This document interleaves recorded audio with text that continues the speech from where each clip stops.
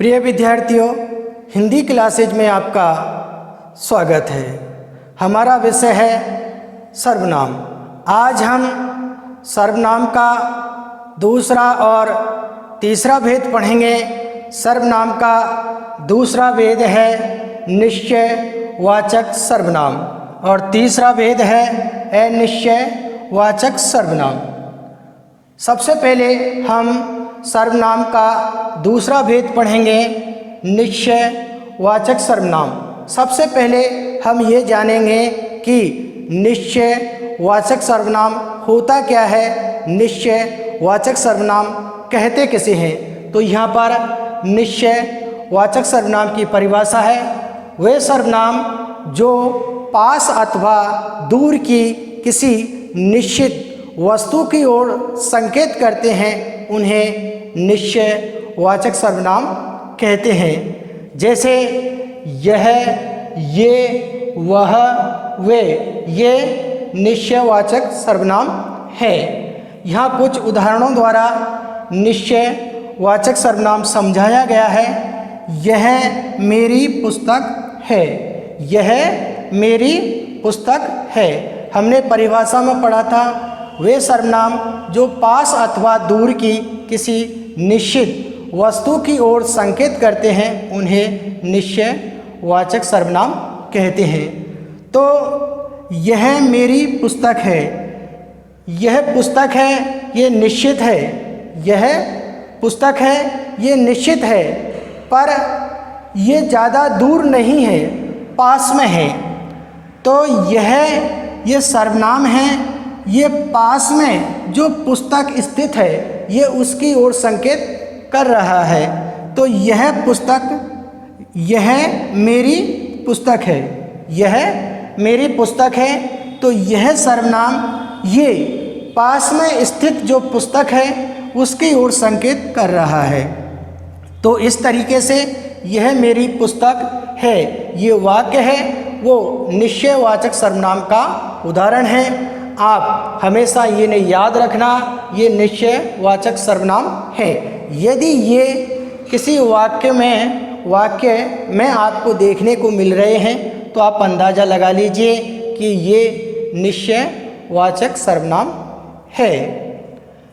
दूसरा उदाहरण पढ़ते हैं, वह हमारा घर है, वह हमारा घर है।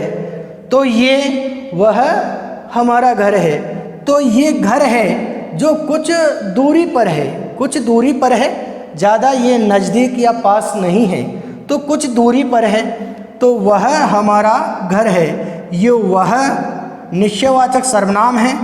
ये दूरी पर स्थित जो घर है, जो निश्चित है, ये उसकी ओर संकेत कर रहा है, वह हमारा घर है।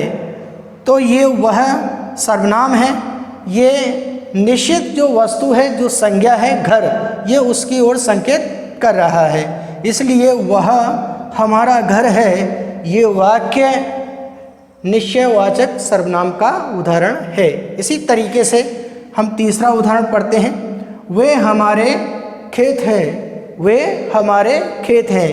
तो वे हमारे खेत हैं, यानी कि खेत पास में नहीं है, ये कुछ दूरी पर स्थित हैं। तो ये यहाँ पर वे सर्वनाम है, ये दूर की वस्तु, दूर की संज्ञा है खेत, ये उसकी ओर संकेत कर रहा है। इसलिए हम कह सकते हैं कि वे हमारे खेत हैं, ये वाक्य है, वो निश्चयवाचक सर्वनाम का उदाहरण है, या ये निश्चयवाचक सर्वनाम है। अब हम पढ़ते हैं, सर्वनाम का तीसरा भेद है अनिश्चयवाचक सर्वनाम। अनिश्चयवाचक सर्वनाम, तो यहाँ पर अनिश्चयवाचक सर्वनाम की परिभाषा है। सबसे पहले हम ये जानेंगे कि अनिश्चयवाचक सर्वनाम कहते कैसे हैं, अनिश्चयवाचक सर्वनाम होता क्या है। तो यहाँ पर अनिश्चयवाचक सर्वनाम की परिभाषा है, वे सर्वनाम जिनसे किसी निश्चित व्यक्ति, वस्तु व स्थान का बोध नहीं होता है उसे अनिश्चयवाचक सर्वनाम कहते हैं। वे सर्वनाम जिनसे किसी निश्चित व्यक्ति, वस्तु व स्थान का बोध नहीं होता है उसे अनिश्चय वाचक सर्वनाम कहते हैं। यहाँ पर जैसे आप देखिए, कोई कुछ किसी, कोई कुछ किसी, ये अनिश्चय वाचक सर्वनाम है। ये आपको ध्यान में रखना है कि ये यदि किसी वाक्य के अंदर आपको देखने को मिल रहे हैं तो आप अंदाज़ा लगा लीजिए कि वो अनिश्चयवाचक सर्वनाम है या वो अनिश्चयवाचक सर्वनाम का उदाहरण है। यहाँ पर कुछ उदाहरणों द्वारा अनिश्चयवाचक सर्वनाम समझाया गया है। पहला उदाहरण है, दरवाजे पर कोई लड़का खड़ा है। दरवाजे पर, यहाँ हम ये नहीं करके यहाँ पर लिखेंगे दरवाजे पर कोई खड़ा है। दरवाजे पर कोई खड़ा है, तो ये यहाँ पर कोई आ रहा है। ये अनिश्चितता, जो कोई खड़ा है उसकी अनिश्चितता का बोध कर रहा है। जो खड़ा है वो अनिश्चित है, निश्चित नहीं है। खड़ा तो है पर पता नहीं कौन खड़ा है, पता नहीं कौन खड़ा है। तो दरवाजे पर कोई खड़ा है, कोई खड़ा तो है पर ये क्लियर नहीं है कि कौन खड़ा है। इसलिए यहाँ पर हमें कोई सर्वनाम ये देखने को मिल रहा है, इसलिए हम कह सकते हैं कि ये उदाहरण है वो अनिश्चयवाचक सर्वनाम का है। इसी तरीके से हम दूसरा उदाहरण पढ़ते हैं, चाय में कुछ गिर गया।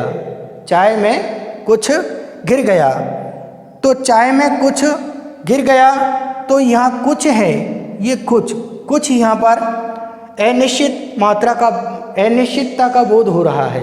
कुछ सर्वनाम है जिससे यहाँ पर चाय में जो कुछ गिरा है उसकी अनिश्चितता का बोध हो रहा है।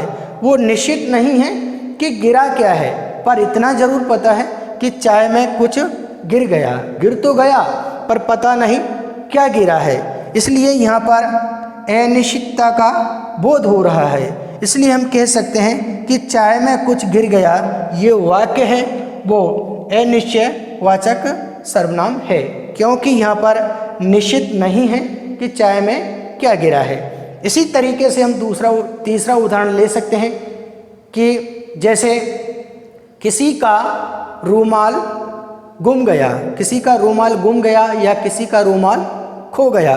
तो किसी का यहाँ पर अनिश्चित है, कोई निश्चित नहीं है कि किसका रूमाल खोया है। तो यहाँ पर अनिश्चितता का बोध हो रहा है कि किसी का रूमाल खो गया है। तो किसी का यानी कि पता नहीं है किसका है, तो ये अनिश्चित है। इसलिए हम कह सकते हैं कि किसी का, यहाँ पर किस देखने को मिल रहा है, किसी शब्द हमें देखने को मिल रहा है, वो अनिश्चयवाचक सर्वनाम है। इसलिए हम कह सकते हैं कि किसी का रूमाल खो गया, ये वाक्य है, और दरवाजे पर कोई खड़ा है और चाय में कुछ गिर गया। इन तीनों वाक्यों से अनिश्चितता का बोध हो रहा है। इसलिए हम कह सकते हैं कि ये तीनों जो उदाहरण हैं वो अनिश्चयवाचक सर्वनाम के हैं। इस तरीके से आज हमने सर्वनाम का दूसरा भेद निश्चयवाचक सर्वनाम और तीसरा भेद है अनिश्चयवाचक सर्वनाम, इनका आज हमने विधिवत रूप से विस्तार पूर्वक अध्ययन कर लिया है। इन्हें आप अपनी उत्तर पुस्तिका में लिपिबद्ध करें, ताकि यदि आपकी परीक्षाओं में इनसे संबंधित प्रश्न पूछे जाते हैं तो आप बड़ी सरलता और सुगमता के साथ उनका उत्तर दे सकते हैं। आज के लिए इतना ही, शेष कल पढ़ेंगे। Thank you.